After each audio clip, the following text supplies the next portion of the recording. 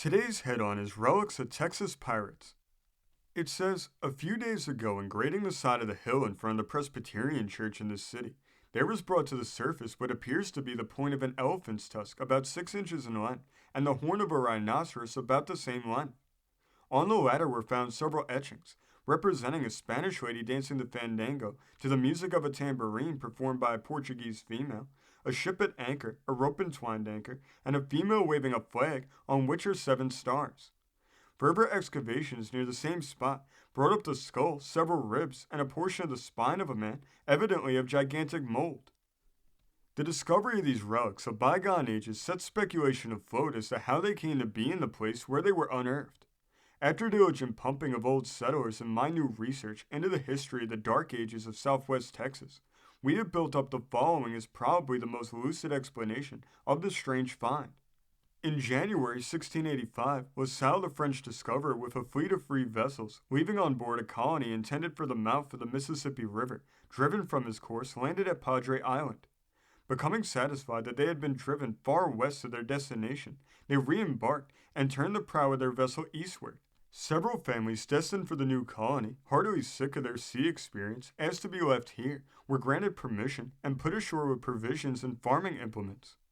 For nearly 200 years, this little colony struggled to maintain its foothold at the upper end of Padre Island. Indians, Mexicans, and white kept their number at a low figure. In December 1820, a terrible gale visited the remnant of the little colony, during which a vessel was washed ashore on the island. It proved to be a felucca belonging to the squadron of Jean Lafitte. The colonists secured 3 men from the wreck who proved to be in character well fitted for the service of the renowned pirate. Their names were Pierre Largosa, Paul Baptiste, and Joseph Arnaud, nicknamed Hercules on account of his immense stature and prodigious strength.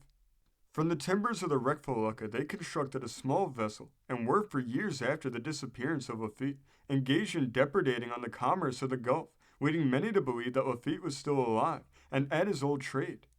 So thoroughly acquainted were they with the shoals, channels, and islands of this part of the Gulf that it was impossible to capture them. As a further precautionary measure, they in 1840 removed their headquarters to a point now designated as McGloin's Bluff, and in those turbulent days, their retreat was as safe as human foresight could have selected. During their bouts of leisure, they amused themselves etching familiar scenes on gold and silver plates, ivory, etc., captured in their many depredations on the commerce of the Gulf. Early in 1846, this portion of the Gulf was visited by a cyclone and tidal wave such as no man had ever before witnessed or will witness, unless our promised March tornado should prove true. When the water had risen so high as to menace their safety, the party tore down their house, constructed from it a raft, and placing women and children in the boat, the men took to the raft on which was loaded their valuables, and were rapidly driven to the Corpus Christi bluff.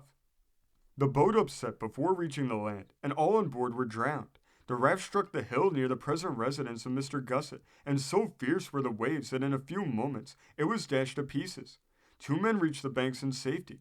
The balance, with the accumulated spoils of 20 years, went to the bottom. No sign of treasure or of the unfortunate men was ever found. It was supposed that a portion of the hill had caved in and buried them, a theory that the late excavation may partially prove. This story originally came from the Corpus Christi Caller of Texas. This story came from the great state of Kansas, being reported in the Weekly Kansas Chief of March 15, 1883.